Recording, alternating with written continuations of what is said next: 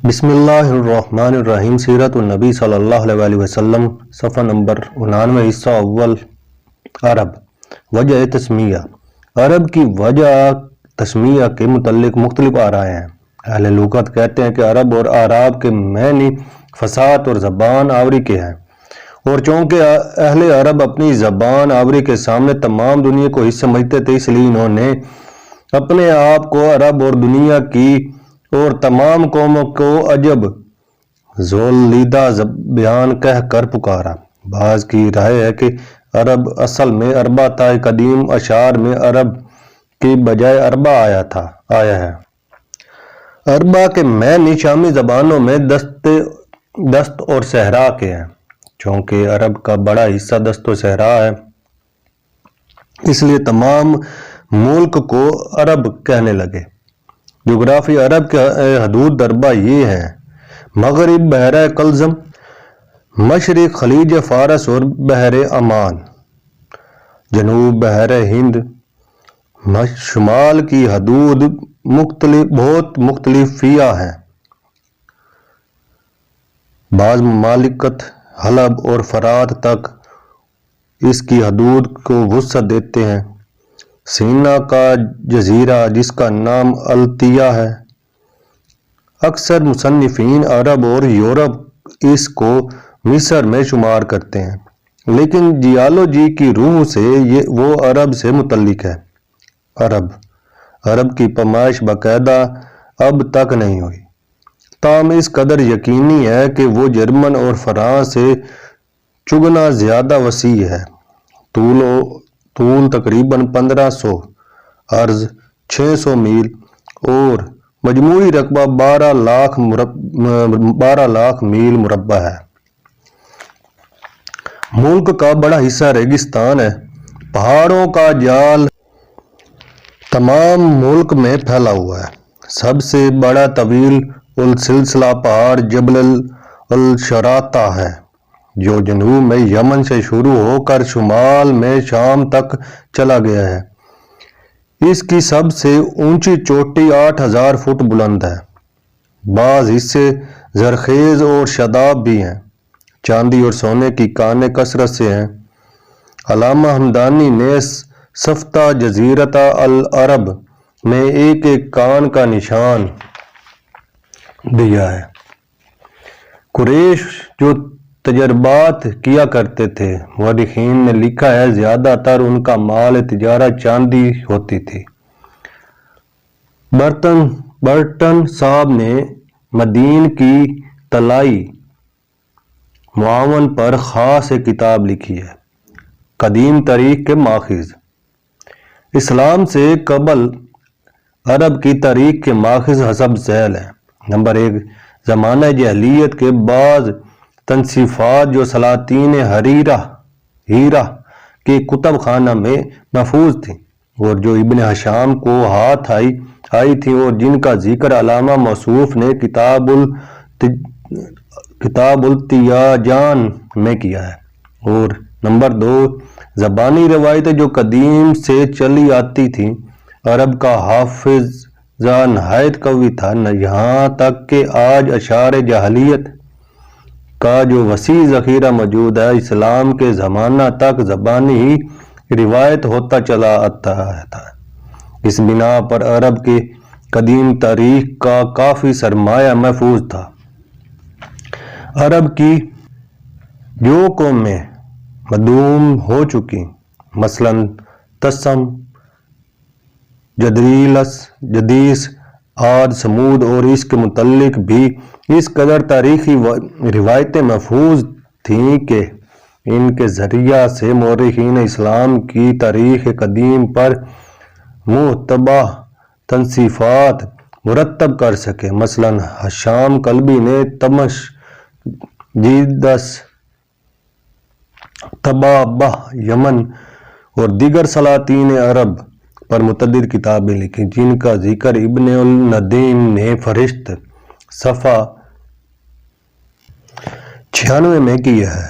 Number 3، اشعار جاہلیت، جن میں سے اکثر سلاطین اور اقوام اور امارات عرب کا ذکر ہے۔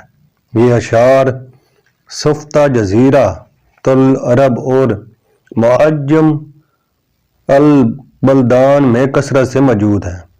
انہیں قدیم ماخذوں سے علامہ ہمدانی نے اپنی کتاب القلیل مرتب کی ہے، جس کا 8واں باب خاص سلاطین حمیر کے اثرات قدیمہ اور حمیرہ کتبات پر مشتمل ہے۔ نمبر 4، یورپ کی قدیم تنصیفات، مثلا مصنفین یونان نے تھیوفراسٹس جو حضرت عیسیٰ علیہ السلام سے 400 سال قبل تھا سے لے کر بطلیموس تک بہت سے قبائل عرب کا نام لکھے ہیں اور ان کی آبادیوں کے نام بھی بتائے ہیں۔ رومن مورخ پیلینی نے بھی عرب کے متعلق لکھا ہے، وہ نہایت مختصر ہے۔ نمبر 5، عرب کی قدیم ویران شدہ عمارتوں کے کتبات جو قدمائے اسلام سے دریافت کیے تھے اور جو آج کل یورپ نے نہایت کثرت سے مہیا کیے ہیں۔ عرب کے اقوام و قبائل۔ مورخین عرب نے اقوام و قبائل عرب کو 3 حصوں پر منقسم کیا ہے۔ عرب بائدہ یعنی عرب کے قدیم ترین قبائل جو اسلام سے بہت پہلے فنا ہو چکے تھے۔ عرب اربا بنو قحطان جو عرب بائدہ کے بعد عرب کے اصلی باشندے تھے اور جن کا اصل مسکن ملک یمن تھا۔ عرب مستعربہ جو بنو اسماعیل یعنی حضرت اسماعیل علیہ السلام کی اولاد جو حجاز میں آباد تھی۔ Number 1، gold mines of Medina. Number 2، اس کتاب کا ذکر نہایت تفصیل کے ساتھ طبقات العلم مطبوعہ بروت میں ہے۔ نمبر 3، یہاں سے عرب کی قدیم حکومتیں تک زیادت ہے۔ سیرت النبی صلی اللہ علیہ وسلم، صفحہ نمبر 91، حصہ اول۔ ظہور اسلام سے قبل بنو قحطان اور بنو اسماعیل، جن کو عدنانی قبائل بھی کہتے ہیں، ملک کی اصلی باشندے تھے اور ان کے علاوہ خال یہودیوں کی آبادی تھی۔ اس بنا پر در حقیقت ملک عرب اس وقت 3 مختلف عناصر سے مرکب تھا۔ ہر عنصر کا قوم بے شمار قبائل و فروع سے تھا جو یمن سے شام تک ہر قطع زمین میں پھیلے ہوئے تھے۔ ان کی پھر مختلف چھوٹی چھوٹی شاخیں تھیں۔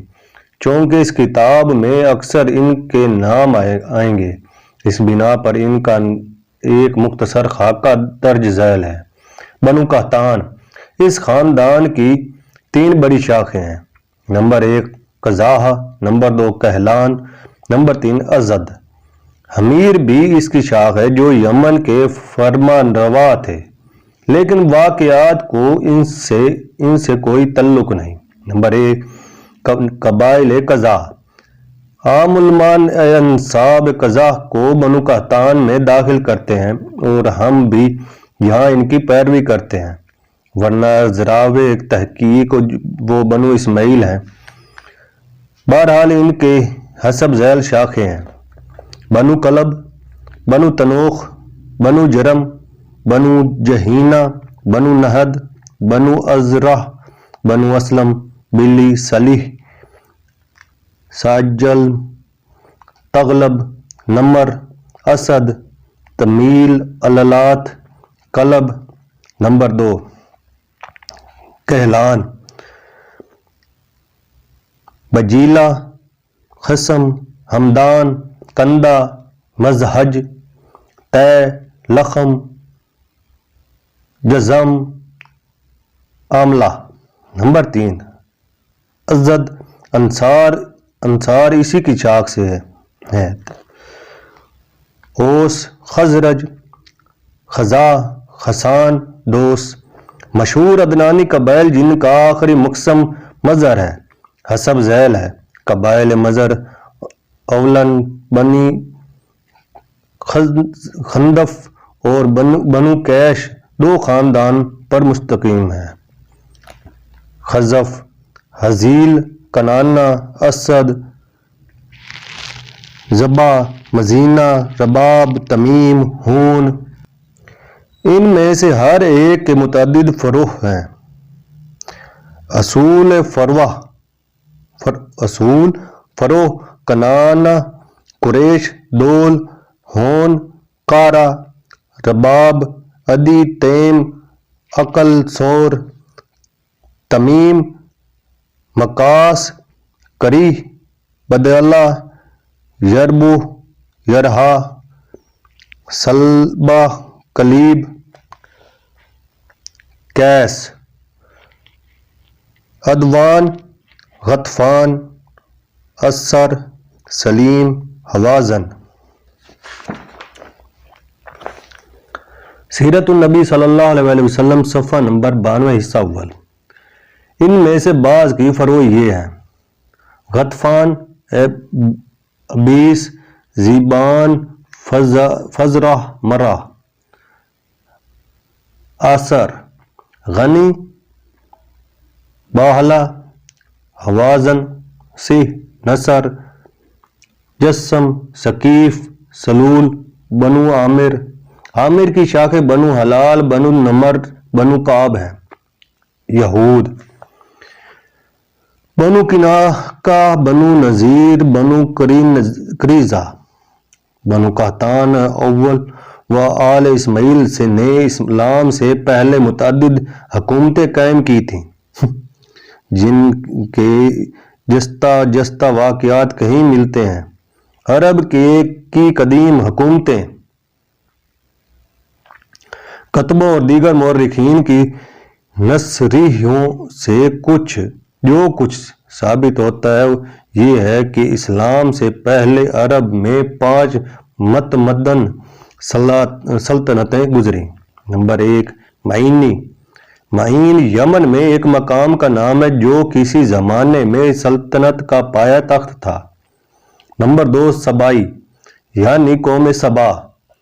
نمبر 3، خضر موتی۔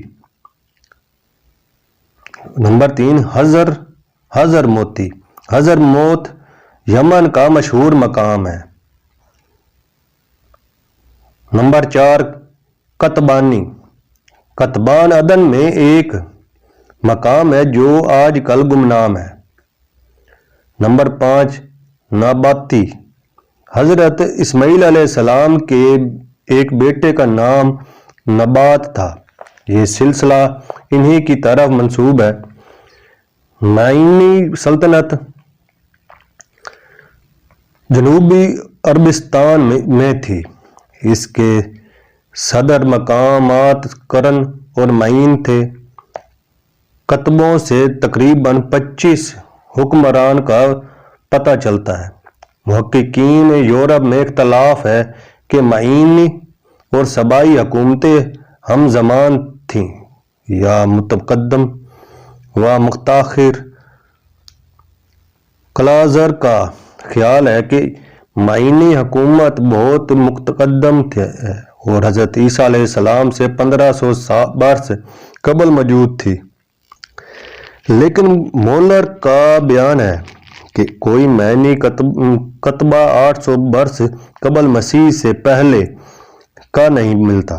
اس بنا پر سبائی اور معینی دونوں ہم اثر ہیں۔ سبائی دور جیسا کہ کتبوں سے ثابت ہوتا ہے کہ حضرت عیسیٰ علیہ السلام سے 700 برس قبل ہے۔ اس سلطنت کا پایہ تخت معرب تھا۔ اس زمانے کے سنگی کتبے پہ بے کثرت موجود ہیں۔ حضرت عیسیٰ علیہ السلام سے 115 برس قبل تک اس حکومت کا پتہ چلتا ہے۔ اس روز کے بعد حمیر کا زمانہ ہے۔ حمیر نے معرب پر قبضہ کر کے اس کو پایہ تخت بنا لیا۔ قریباً 115 قبل مسیح میں حمیر نے سبائی حکومت پر قبضہ کر لیا۔ کتبوں سے ثابت ہوتا ہے کہ حمیر میں 26 فرما روات گزرے۔ حمیر کے بعض کتبوں میں سنہ و سال میں بھی کندہ ہے۔ ان کے عہد حکومت میں رومی سلطنت نے عرب میں مداخلت کرنے کی کوشش کی تھی، لیکن یہ کوشش پہلے بھی تھی اور آخری بھی اس لیس گالس جس نے حضرت عیسیٰ علیہ السلام سے 18 برس قبل عرب پر چڑھائی کی تھی، بالکل ناکام رہا۔ اس کے رہبر داغا بازی سے اس کو صحرا میں لے گئے اور ریگستان میں پہنچا کر اس کا سارا لشکر تباہ ہو گیا۔ یہ تمام تفصیل انسائکلوپیڈیا کے اس آرٹیکل سے ماخوذ ہے جو G.W. تھیاچر صاحب نے عرب پر لکھی۔ نیز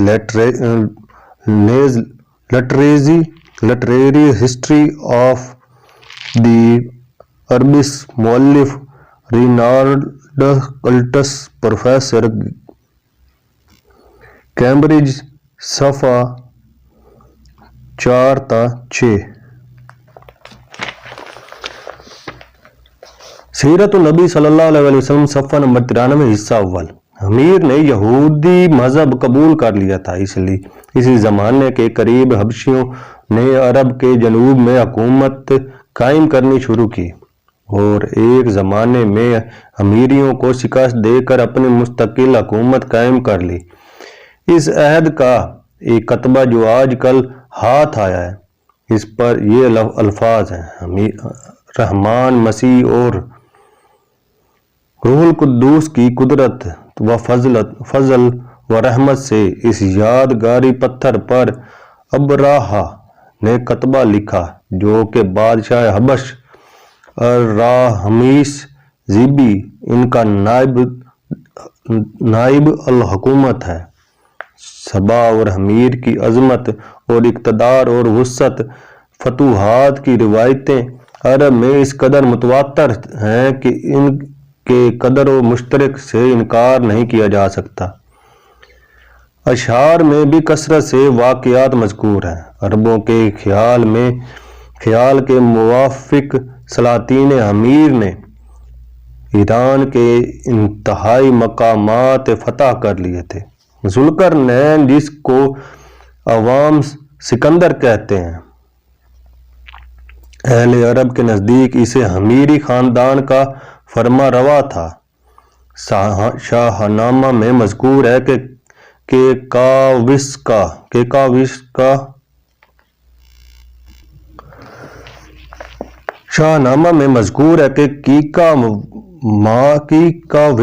کو شاہ ماران نے گرفتار کر لیا تھا۔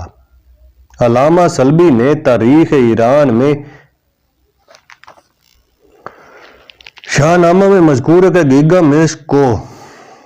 کیکاوش کو شاہ مران نے گرفتار کر لیا تھا۔ علامہ سلبی نے تاریخ ایران میں جو اب یورپ میں چھپ کر شائع ہو گئی ہے لکھا ہے کہ یہ ہاماران حمیر کا بادشاہ تھا۔ یہ ہماران حمیر کا بادشاہ تھا اور ہاماران دراصل وہی عربی حمیر ہے۔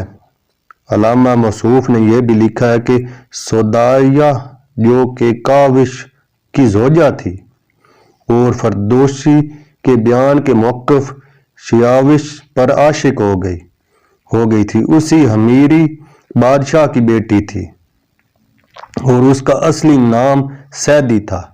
ایرانیوں نے اپنے تلفظ میں اس کو سودائیہ کر لیا تھا۔ یورپ کی تحقیقات حال سے بھی سبا اور حمیر کے اعلیٰ درجہ کے تمدن کا ثبوت ملتا ہے۔ پروفیسر نولدکی جرمنی کا مشہور مستشرق لکھتا ہے: ولادت مسیح سے 1000 سال قبل جنوبی و غربی عرب یعنی یمن جو حمیر اور سبا کا ملک تھا اور جو اپنی بارش گرما کے باعث زراعت کے لیے نہایت موزوں تھا، تمدن کے اس رتبہ میں تک پہنچ چکا تھا کہ اس کے کثیر التعداد کتبات اور شاندار عمارات کے آثار سے آج بھی ہمارے جذبات مدح و ستائش کو تحریک ہوتی ہے، اور اہل یونان و روم نے اس کو دولت مند عرب کا جو لقب دیا تھا وہ بے جا نہ تھا۔ تو رات میں متعدد عبارتیں ہیں جو سبا کی عظمت و شوکت کی شباہت دیتی ہیں۔ چنانچہ ملک سبا کا سلمان علیہ السلام سے ملاقات کا قصہ خاص طرح پر قابل ذکر ہے۔ اسراء 3:10 آیت 1 تا 10۔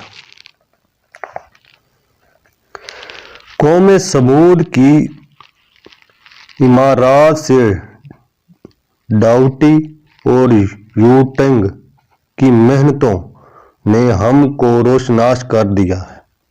نیز قوم نابت نے جو سمود سے پہلے ملتی جلتی ہے، اپنے تمدن کی ابتدائی تعلیم غالباً انہی سے حاصل کی ہے۔ کتابت کا فن جو سبائیوں نے بہت ابتدائی زمانہ میں شمال سے لیا تھا، اب اس کو خود انہوں نے عرب کے اکثر حصوں میں ہر طرح کے کاروبار میں جاری کر دیا، یہاں تک کہ ایک طرف دمشق اور دوسری جانب ابھی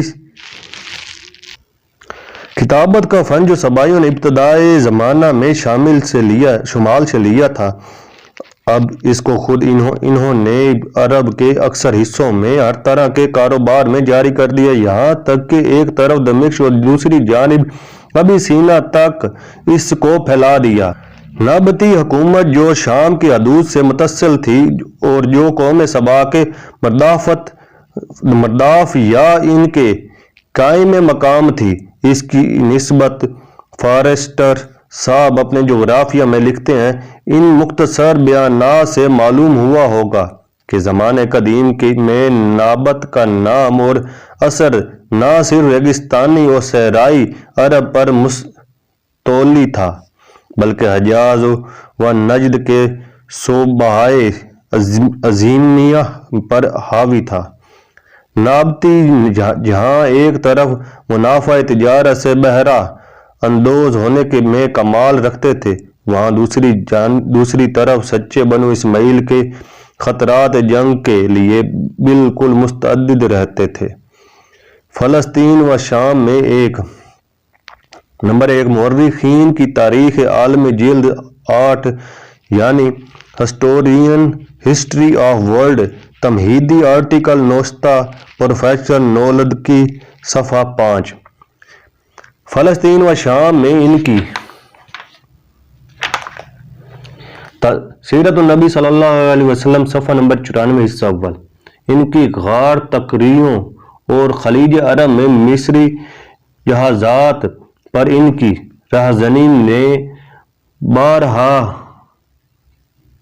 تاجران مقدونیہ کو ان کی دشمنی پر آمادہ کر دیا، لیکن روما کی مجموعی قوت سے بیشتر کوئی شے انہیں روک نہ سکی، اور روما کی طاقت بھی انہوں نے اسٹرابو کے زمانے میں بالکل مجبوراً اور مشتبہ انداز سے قبول کی۔ یہ قدیم سلطنتوں کا حال تھا۔ اسلام کے قبل یہ تمام سلطنتیں برباد ہو چکی تھیں، ان کی بجائے یمن میں صرف بڑے بڑے سردار رہ گئے تھے جن کو کیل یا مقول کہتے تھے۔ عراق میں آل منظر کا خاندان قائم تھا جو فارس کے زیر اثر تھے۔ خورنک اور صدیر عرب کے مشہور عمارتیں اسی سلسلے کی یادگار ہیں۔ شام کے حدود و غسانی خاندان فرما روا تھا جو کیسران روم کا ماتحت تھا اور جس کا آخر فرمان روا جبلہ بن الیہیم غسانی تھا۔ تہذیب و تمدن کے لحاظ سے عرب کے مختلف حصے بالکل مختلف حالت رکھتے تھے۔ مانسیوں لیبان، نمبر 2 فراسانوی نے اصول عمران کی بنا پر یہ رائے ظاہر کی ہے کہ اسلام سے پہلے عرب کا تمدن کسی زمانے میں اوج کمال تک پہنچ چکا تھا، کیونکہ اصول ارتقاء کی روح سے کوئی قوم محض وحشت کی حالت سے دفتن اعلیٰ درجے کی تہذیب و تمدن تک نہیں پہنچ سکتی۔ یہ ایک قیاسی استدلال ہے۔ تاریخ سے بھی اس قدر ضرور ثابت ہوتا ہے کہ عرب کے بعض حصے مثلاً یمن کسی زمانے میں انتہا درجے کی ترقی تک پہنچ چکے تھے۔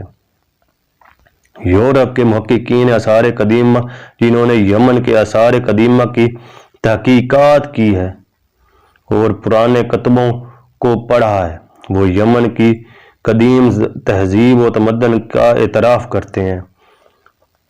ثناء القلیس کے ذکر میں یاقوت حموی نے معجم میں قدیم اثرات عجیبہ کا تذکرہ کیا ہے اور گو اس میں بہت کچھ مبالغہ بھی ہے، تاہم اصلیت کا حصہ بھی کچھ کم نہیں۔ اسی طرح عرب کے وہ مقامات جو ایران اور شام سے متصل تھے، مثلاً ہیرا اور آل نعمان کا پایہ تخت تھا، اور ہوران جو خاندان غسان کا صدر مقام تھا، تہذیب و تمدن سے خالی نہ تھے۔ مورخین عرب کا دعویٰ ہے کہ یمن میں ایک زمانے میں اس حد تک ترقی کی تھی کہ وہاں کے سلاطین نے تمام ایران فتح کر لیا تھا۔ چنانچہ سمرقند کی وجہ سمیہ یہ بتاتے ہیں کہ یمن کا ایک بادشاہ جس کا نام سمر تھا، اس نے سمرقند کو کھدوا کر برباد کر دیا تھا۔ اس بنا پر ایرانی اس مقام کو سمرقند کہنے لگے، پھر مغرب ہو کر سمرقند ہو گیا۔ عظیم الشان قلعوں اور عمارتوں کے آثار جواب جو اب بھی کچھ باقی ہیں۔ اس بات کی قطعی شہادت ہے کہ اس ملک میں کبھی اعلیٰ درجے کا تمدن موجود تھا۔ علامہ ہمدانی نے اقلیل میں تمام آثار قدیمہ کا ذکر کیا، چنانچہ صفحہ جزیرۃ العرب میں لکھتے ہیں۔ نمبر 1، تاریخی جغرافیہ عرب ازروانڈ فارسٹ، جلد اول، صفحہ 220 تا 228۔ نمبر 2، تمدن عرب۔ نمبر 3، اقلیل جیم اس، 203۔ سیرت النبی صلی اللہ علیہ وآلہ وسلم، صفحہ نمبر 95، حصہ اول۔ یمن کے مشہور قدیم قصر اور ایوان جن کا ذکر اہل عرب نے اشعار اور امثال میں کیا ہے، کثرت سے ہے، اور ان کے متعلق اشعار کا ایک دفتر ہے۔ اقلیل کے 8ویں باب میں نے ان سب کو جمع کر دیا ہے۔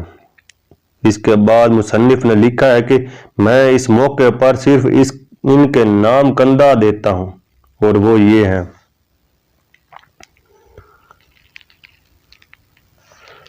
حمدان، بوعلم، نعت، سریوہ، صلیحین، تفار،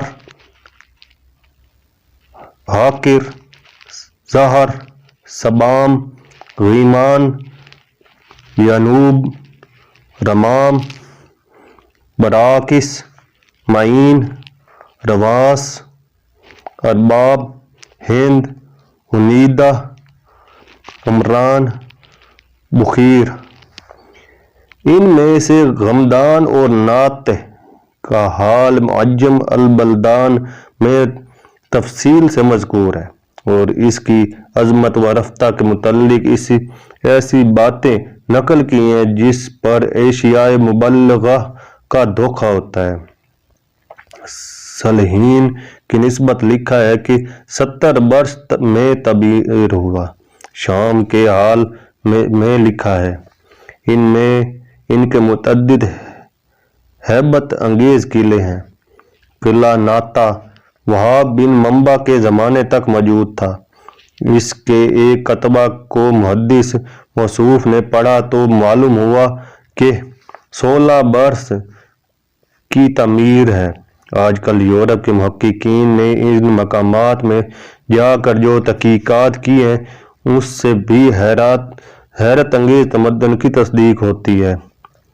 تھیاچر صاحب اپنے آرٹیکل میں لکھتے ہیں جنوبی عربستان میں جہاں حضرت عیسیٰ علیہ السلام نے صدیوں پہلے ایک ترقی یافتہ تمدن موجود تھا،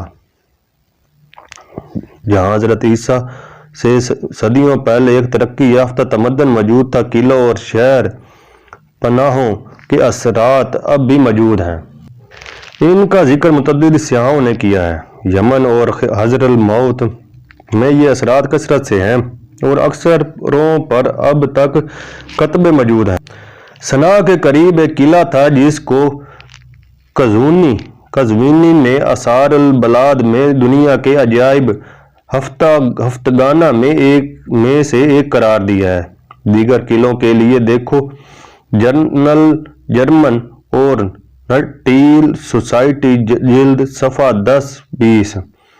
مأرب جو قدیم صبائی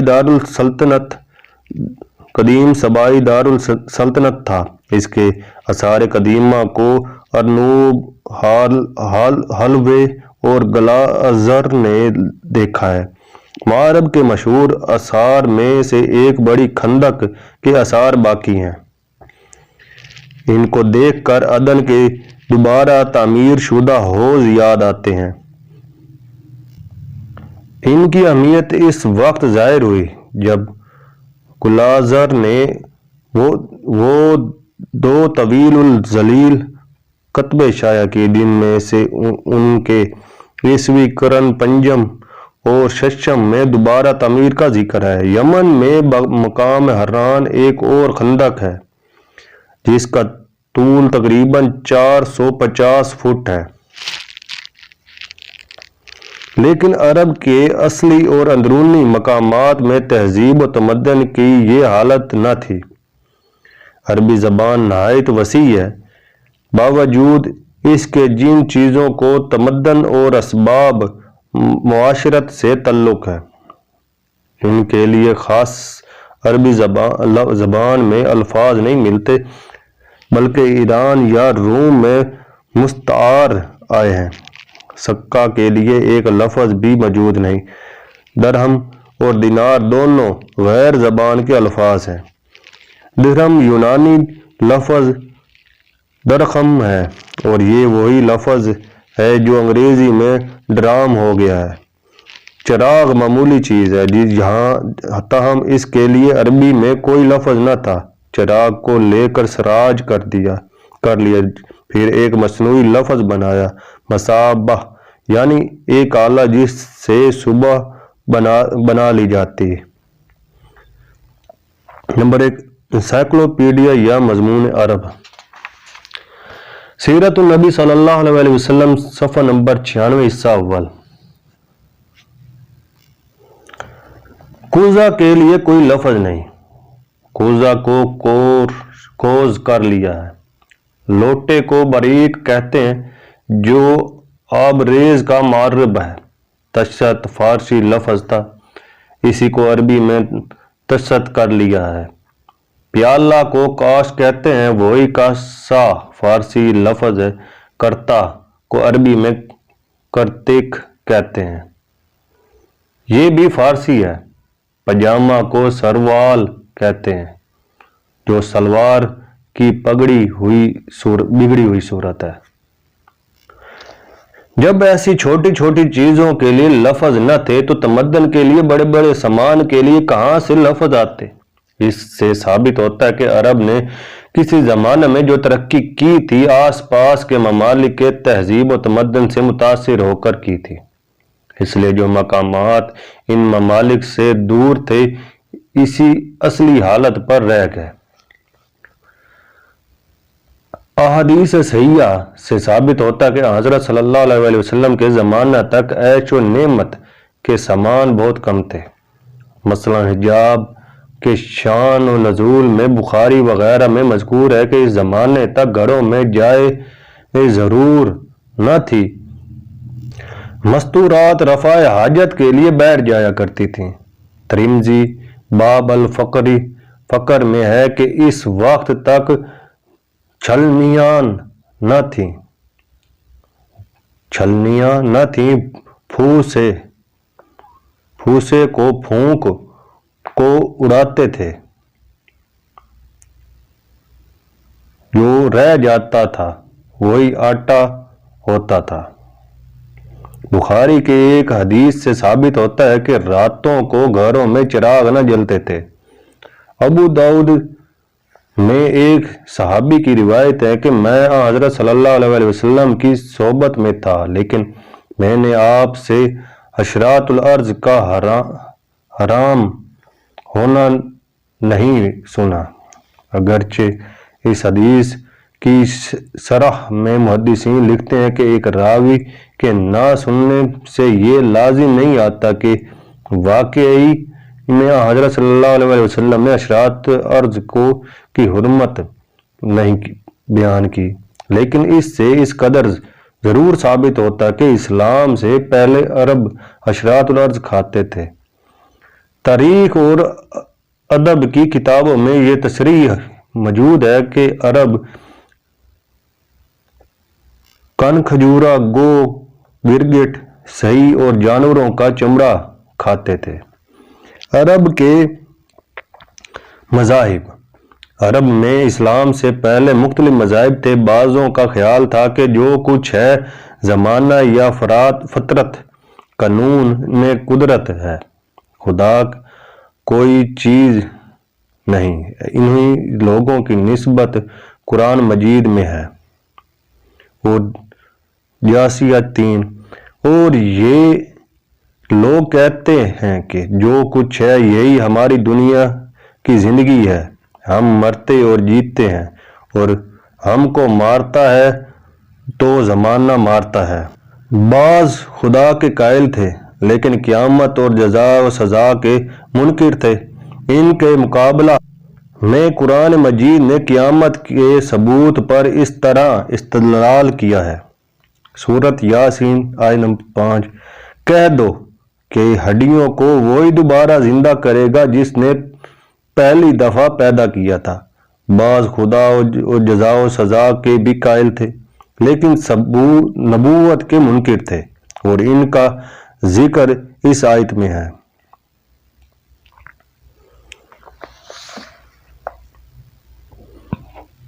اور کہتے ہیں کہ یہ کیسا رسول ہے کہ کھاتا پیتا ہے اور بازار میں چلتا پھرتا ہے۔ الفرقان آیت نمبر 7۔ کہتے ہیں کہ خدا نے آدمی پیغمبر بنا کر بھیجا ہے۔ بنی اسرائیل آیت نمبر 11۔ ان کا خیال تھا کہ اگر کوئی پیغمبر ہو سکتا ہے تو ان کو فرشتہ ہونا چاہیے جو حاجات انسانی سے منزہ ہو، لیکن عموماً لوگ بت پرست تھے۔ وہ بتوں کو اب خدا نہیں سمجھتے تھے بلکہ خدا کہتے تھے کہ خدا تک پہنچنے کے وسیلے ہیں۔ سورہ زمر 1:23۔ ہم ان بتوں کو صرف اس لیے پوجتے ہیں کہ ہم کو خدا سے قریب کر دیں۔ نمبر 1 بیت الخلاء لیٹرین۔ نمبر 2 حشرات الارض کیڑے مکوڑے کو کھاتے ہیں۔ نمبر 3 ابو داؤد جلد دوم صفحہ 176 باب فی کل حشرات الارض صفحہ نمبر 97۔ سیرت النبی صلی اللہ علیہ وسلم حصہ اول۔ قبیلہ حمیر جو یمن میں رہتا تھا آفتاب پرست تھا۔ کنانہ چاند کو پوجتے تھے۔ قبیلہ بنی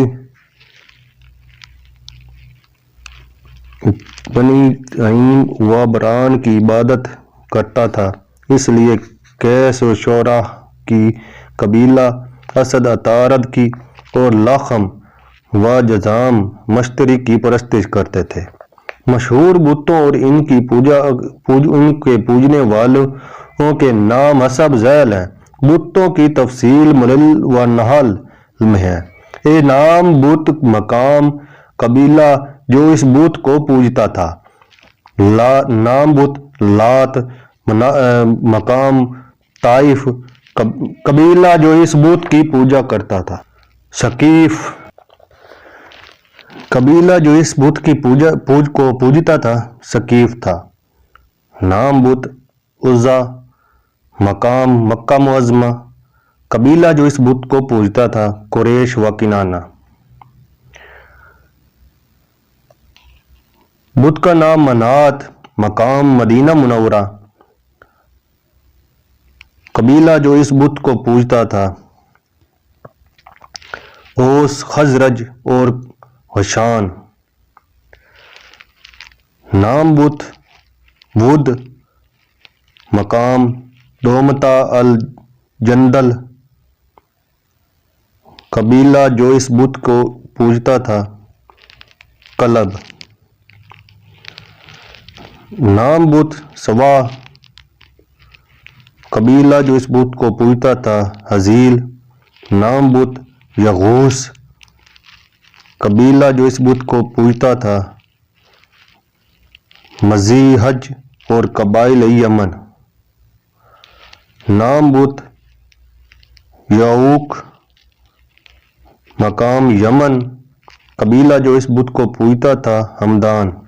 سب سے بڑا بت ہیبل تھا جو کعبہ کی چھت پر منصوب تھا۔ قریش لڑائیوں میں اس کے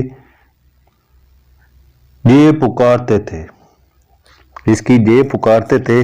عرب میں بت پرستی کا بانی ایک شخص عمرو بن لہی تھا جس کا اصلی نام ربیعہ بن حارثہ تھا۔ عرب کا مشہور قبیلہ خزاع اسی کی نسل سے ہے۔ عمرو سے پہلے جرہم کعبہ کے متولی تھے۔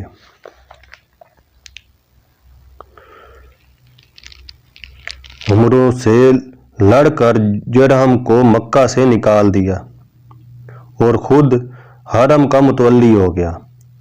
وہ ایک دفعہ شام کے کسی شہر میں گیا، وہاں کے لوگوں کو بت پوجتے دیکھا تو پوچھا یہ ان کو کیوں پوجتے ہیں؟ انہوں نے کہا یہ حاجت روا ہیں، لڑائیوں میں فتح دلاتے ہیں، قحط پڑتا ہے تو پانی برساتے ہیں۔ عمروں نے چند بت ان سے لے لیے اور لا کر کعبے کے آس پاس قائم کیے۔ کعبہ چونکہ عرب کا مرکز تھا اس لیے تمام قبائل میں بت پرستی کا رواج ہو گیا۔ ان میں سب سے قدیم بت منات تھا۔ یہ سمندر کے کنارے قدید کے مقام قریب نسب تھا۔ اوس اور خزرج یعنی مدینہ کے لوگ اسی پر قربانی چڑھاتے تھے اور جب کعبہ کا حج کر کے آتے تھے تو احرام یہیں اتارتے تھے۔ حزیل اور خزاع بھی اسی کی پرستش کرتے تھے۔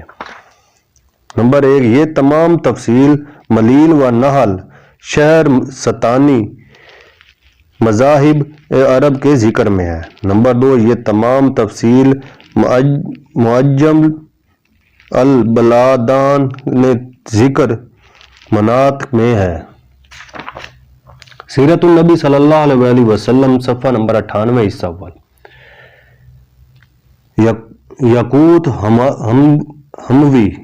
ہموی نے معجم البلدان ذکر مکہ میں لکھا ہے کہ عرب میں بت پرستی کی عام اشاعت کی وجہ یہ ہوئی کہ قبائل عرب میں جو تمام اطراف سے حج کو آتے تھے واپس جاتے ہوئے حرم کے پتھروں کو اٹھا لیتے تھے اور ان کو اصنام کعبہ کی صورت میں تراش کر اس کی عبادت کرتے تھے۔ اللہ کا اعتقاد، عرب کو قریباً سب کے سب بت پرست تھے، لیکن اس کے ساتھ یہ اعتقاد ان کے دل سے کبھی نہیں گیا کہ اصلی خدائے برتر اور چیز ہے اور وہی تمام علماء عالم کا خالق ہے اور اس خالق اکبر کا وہ اللہ کہتے ہیں۔ قرآن مجید میں ہے سورۃ عنکبوت، اور اگر ان لوگوں کافروں سے پوچھو کہ آسمان اور زمین کو کس نے پیدا کیا اور چاند اور سورج کو کس نے تابعدار بنا رکھا ہے، تو بول اٹھیں گے کہ اللہ، پھر کدھر بہک کے جا رہے ہیں۔ پھر جب یہ کشتی میں سوار ہوتے ہیں تو خدا ہی کو خلوص کے ساتھ پکارتے ہیں، پھر جب خدا ان کو نجات دے کر خشکی کی طرف پہنچا دیتا ہے تو شرک کرنے لگتے ہیں۔ قرآن مجید میں 1300 برس پہلے جس حقیقت کا اظہار کیا، آج تحقیقات آثار قدیمہ بھی اس کی تصدیق کرتی ہے۔ مذاہب و اخلاق کی انسائکلوپیڈیا میں مشہور مشترک نولدکی کا جو قول نقل کیا ہے، اس کی اقتباسات حسب ذیل ہے۔ اللہ جو صفا کے کتبوں میں ہے، اللہ لکھا ہوا ہے۔ اللہ جو صفا کے کتبوں میں ہے، اللہ لکھا ہوا ہے۔ نباتی اور دیگر قدیم باشندگان عرب شمالی کے نام ان کا ایک جز تھا، مثلا زید، الہی۔ نباتی کتب میں اللہ کا نام بطور ایک علیحدہ معبود کے نہیں ملتا، لیکن ثنا کے کتبات میں ملتا ہے۔ متاخرین مشرکین میں اللہ کا نام نہایت عام ہے۔ والحسن نے قدیم عرب قدیم کے لٹریچر میں بہت سی عبارتیں نقل کی ہیں جن میں اللہ کا لفظ بطور ایک معبود اعظم کے مستعمل ہوا ہے۔ نباتی کتبات میں ہم بار بار کسی دیوتا کا نام پاتے ہیں جس کے ساتھ اللہ کا لقب شامل ہے۔ اس سے وہلا سن نے یہ نتیجہ نکالا کہ اللہ کا لقب جو پہلے مختلف معبودوں کے لیے استعمال ہوتا تھا، رفتہ رفتہ زمانے معبد میں صرف ایک عظیم ترین معبود کے لیے بطور علم کے مخصوص ہو گیا۔ نصرانیت اور یہودیت اور مجوسیت۔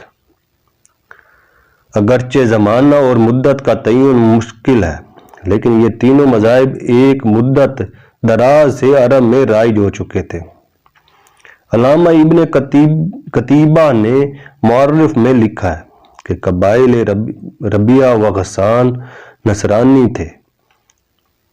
قزح میں بھی ان مذاہب کا اثر پایا جاتا ہے۔ نصرانیت کو اس قدر ترقی ہو چکی تھی کہ خود مکہ معظمہ میں ایسے لوگ موجود تھے، مثلا ورقہ بن نوفل، جو عبرانی زبان میں انجیل کو پڑھ سکتے تھے۔ متعدد ایسے لوگ تھے جنہوں نے شام کو جا کر تعلیم پائی تھی۔ حمیر، بنو کنانہ، بنو حارث بن کعب، کندہ، یہ قبائل یہودی تھے۔ مدینہ منورہ میں یہود نے پورا غلبہ پا لیا تھا اور تورات کے تعلیم کے لیے متعدد درسگاہیں قائم تھیں جن کو بیت المدارس کہتے تھے۔ سیرت النبی صلی اللہ علیہ وسلم، صفحہ نمبر 99، حصہ اول۔ حدیث کی کتابوں میں اسی نام سے ان کا ذکر آتا ہے۔ قلعہ خیبر کی تمام آبادی یہودی تھی۔ امرا القیس کا ہم عصر مشہور شاعر سمعول بن عاد، یا جس کی وفاداری آج تک عرب میں ضرب المثل ہے، یہودی تھا۔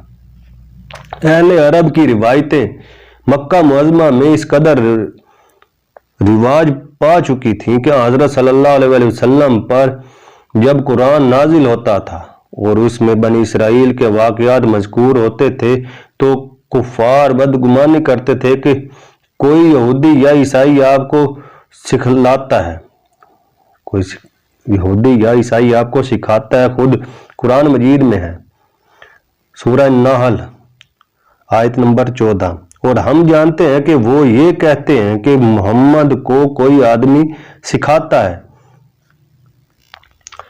قرآن مجید میں اس خیال کو ابطال بھی کر دیا ہے، جس کی تفصیل مناسب موقع پر آئے گی۔ قبیلہ تمیم مجوسی تھا، زرارہ تمیمی نے جو اس قبیلے کا رئیس تھا اسی بنا پر اپنی بیٹی سے شادی کر لی تھی۔ وہ اس پر اس کو ندامت ہوئی۔ اقرع بن حابش بھی مجوسی تھا۔ مذہب حنفی دین ابراہیمی کا امن الاصول توحید خالص تھی۔ زمانے کی امتداد اور جہالت کے شیوی سے یہ اصول اگرچہ شرک آلودہ ہو گیا تھا، یہاں تک کہ خود خانہ خدا میں بتوں کی پرستش ہوتی تھی، تاہم بالکل فنا نہیں ہو سکتا تھا۔ عرب میں کہیں کہیں اس کا دھندلا سا نشان نظر آتا تھا۔ جو لوگ صاحب بصیرت تھے ان کو یہ منظر نہایت نفرت انگیز معلوم ہوتا تھا کہ انسان عاقل و جماد الیعقل کے سامنے سر جھکائے۔ اس بنا پر بت پرستی کی برائی کا خیال بہتوں کے دل میں آیا، لیکن اس کا تاریخی زمانہ حضرت صلی اللہ علیہ وسلم کی بعثت سے کچھ ہی پہلے شروع ہوتا ہے۔ ابن اسحاق نے لکھا ہے کہ ایک دفعہ کسی بت کے سالانہ میلہ میں ورقہ بن نوفل، عبداللہ بن جہش، عثمان بن حویرث، زید بن عمرو بن نفیل شریک تھے۔ ان لوگوں نے دل میں دفعتاً یہ خیال آیا کہ یہ کیا بیہودہ پن ہے کہ ہم ایک پتھر کے سامنے سر جھکاتے ہیں جو نہ سنتا ہے نہ دیکھتا ہے، نہ کسی کا نقصان کر سکتا ہے نہ کسی کو فائدہ پہنچا سکتا ہے۔ یہ چاروں قریش کے خاندان سے تھے۔ ورقہ حضرت خدیجہ رضی اللہ عنہا کے برادر زاد تھے۔ زید حضرت عمر رضی اللہ عنہ کے چچا زاد تھے۔ عبداللہ بن جہش حضرت حمزہ رضی اللہ عنہ کے بھانجے تھے۔ عثمان عبدالعزیٰ کے پوتے تھے۔ زید دین ابراہیمی کی تلاش میں شام گئے، وہاں یہودی اور عیسائی پادریوں سے ملے، لیکن کسی سے تسلی نہیں ہوئی، اس لیے اسے اجمالی اعتقاد پر اکتفا کیا کہ میں ابراہیم علیہ السلام کا مذہب قبول کرتا ہوں۔ صحیح بخاری میں باب بنیان الکعبہ سے پہلے حضرت اسماء دختر ابو بکر صدیق رضی اللہ عنہ سے روایت ہے کہ میں نے زید کو اس حالت میں دیکھا کہ کعبے سے پیٹھ لگائے لوگوں سے کہتے تھے، اے اہل قریش، تم میں سے کوئی شخص بجز میرے ابراہیم علیہ السلام کے دین پر نہیں ہے۔ عرب میں لڑکیوں کو زندہ دفن کرتے تھے۔ زید ہی پہلے شخص ہیں جس نے اس رسم کی ممانعت کی۔ جب کوئی شخص ایسا ارادہ کرتا تو وہ جا کر اب اس لڑکی کو مانگ لیتے اور خود اس کی پرورش کرتے۔ نمبر 1 معرف ابن قتیبیہ، جلد سواد 664۔ نمبر 2 سیرت ابن حسام، مطبوع و معرس، صفحہ نمبر 76۔ سیرت النبی صلی اللہ علیہ وسلم، صفحہ نمبر 100، حصہ اول۔ صحیح بخاری میں مذکور ہے کہ حضرت صلی اللہ علیہ وسلم نے نبوت سے پہلے زید کو دیکھا تھا اور ان سے صحبت رہی تھی۔ ورقہ اور عبداللہ بن جہش اور عثمان بت پرستی چھوڑ کر عیسائی ہو گئے تھے۔ اسی زمانے کے قریب امیہ بن ابی سلط نے جو طائف کارس اور مشہور شاعر تھا، بت پرستی کی مخالفت کی۔ حافظ ابن حجر نے اصابہ میں زید بن بکار کی سند سے لکھا ہے کہ امیہ نے زمانہ جاہلیت میں آسمانی کتابیں پڑھی تھیں اور بت پرستی کو چھوڑ کر دین ابراہیمی اختیار کر لیا تھا۔ امیہ کا دیوان آج بھی مشہور ہے،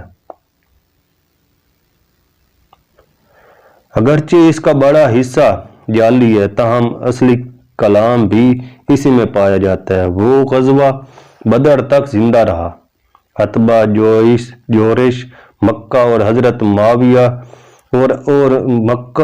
جو رئیس مکہ اور امیر معاویہ رضی اللہ عنہ کا نانا تھا، میہ کا ماموں زاد بھائی تھا۔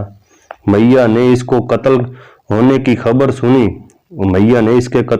خبر سنی تو وہ اس کو سخت صدمہ ہوا اور نہایت پر درد مرثیہ لکھا۔ غالباً اس کا اثر تھا کہ اسلام قبول نہ کر سکا۔ شمائل میں ہے کہ ایک دفعہ ایک صحابی حضرت صلی اللہ علیہ وسلم کے ہم ردیف تھے، انہوں نے امیہ کا ایک شعر پڑھا۔ حضرت صلی اللہ علیہ وسلم نے فرمایا اور انہوں نے 100 شعر پڑھے۔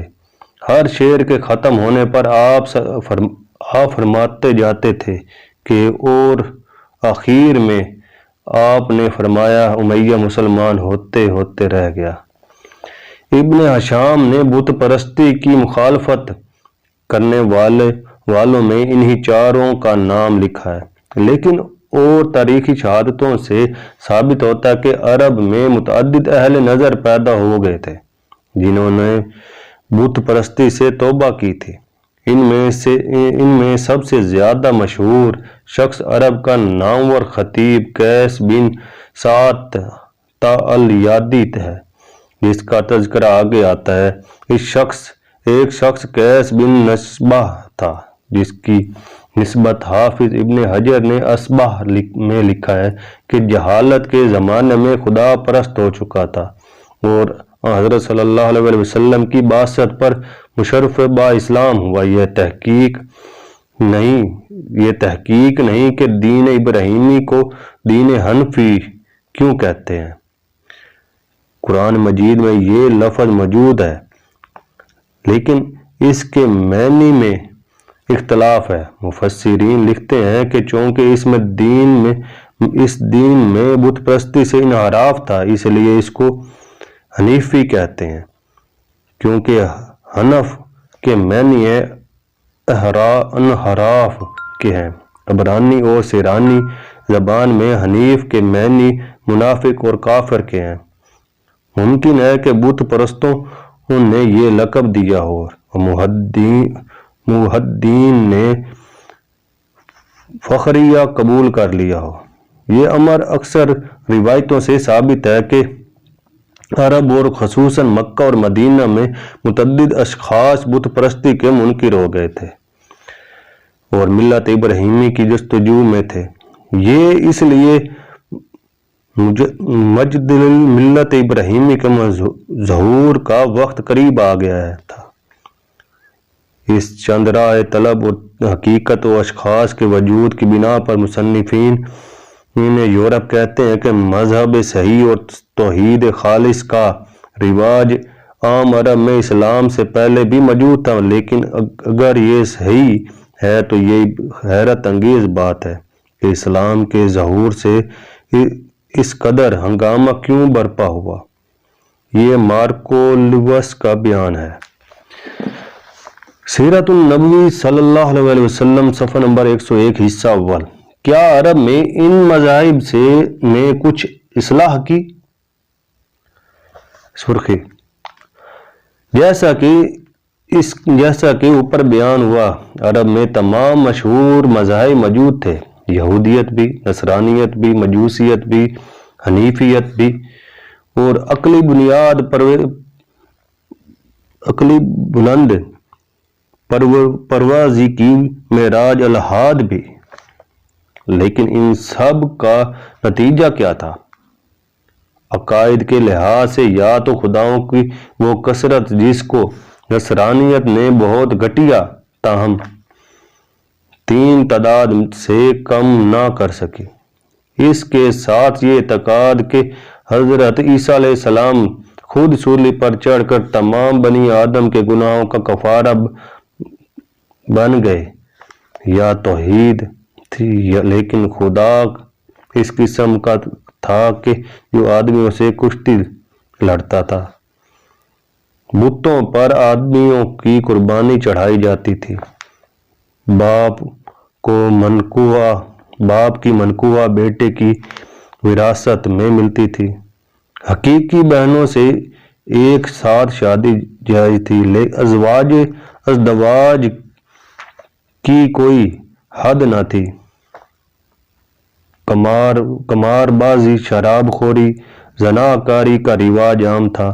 بے حیائی کی یہ حالت تھی کہ سب سے بڑا نامور شاعر امرا القیس، جو شہزادہ بھی تھا، قصیدہ میں اپنی پھوپھی زاد بہن کے ساتھ اپنی بدکاری کا قصہ مزے لے لے کر بیان کرتا ہے، اور یہ قصیدہ کعبہ پر آویزاں کیا جاتا ہے۔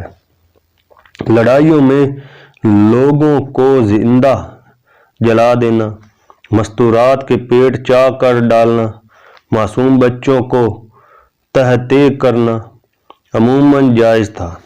عیسائیوں کے بیان کے مطابق عرب قبل اسلام تمام مذاہب میں سب سے زیادہ عیسائیت سے متاثر تھا۔ تاہم اس اثر کا کیا نتیجہ تھا، اس کو خود عیسائی مورخین کی زبان سے سننا چاہیے۔ ایک عیسائی مورخ لکھتا ہے، عیسائیوں نے عرب کو 500 برس تعلیم و تلقین کی، اس پر بھی خال عیسائی نظر آتے تھے، یعنی بنو حارث نجران میں، بنو حنیف یمامہ میں، اور کچھ بنی تیم میں عیسائی تھے۔ باقی حیرت تو بالآخر عرب کو من حیثیت المذہب دیکھتے تو اس کی سطح پر عیسائیوں کی ضعیف الکوششوں کی کچھ خفیف سی موجیں لہراتی نظر آتی تھیں، اور یہود کی قوت بھی کبھی بڑی شدت سے طغیانی کرتی نظر آتی تھی۔ لیکن بت پرستی اور بنی اسماعیل کے بیہودہ اعتقاد کا دریا ہر سمت میں جوش مارتا ہوا کعبہ سے آ کر ٹکراتا تھا۔ یہ حالت صرف عرب کے ساتھ مخصوص نہ تھی، بلکہ تمام دنیا میں یہی تاریکی چھائی ہوئی تھی۔ اس کی تفصیل کتاب کے دوسرے حصے میں آئے گی۔ کیا اس عام ظلمت، اس عالمگیر تیرگی، اس وسیع اور ہمہ گیر تاریکی میں ایک آفتاب عالم تاب کی حاجت نہ تھی؟ نمبر 1، تورات تکوین آیت 22 تا 29 میں حضرت یعقوب علیہ السلام کی خدا سے کشتی لڑنے کا واقعہ تفصیل سے مذکور ہے۔ نمبر 2، میور صاحب کی لائف آف محمد، جلد دباچہ۔